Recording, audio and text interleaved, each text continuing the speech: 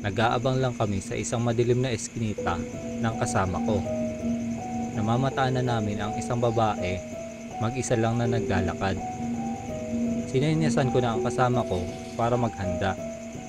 Mukhang mayaman ang mabibiktima namin, sabi ko sa kasama ko.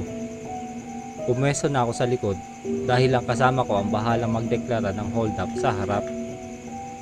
Nang papalapit na ang babae, ay sinimulan na ng kasama ko ang plano. Hold up to. Bigay mo sa akin yung bag mo kung ayaw mong gripuhan kita.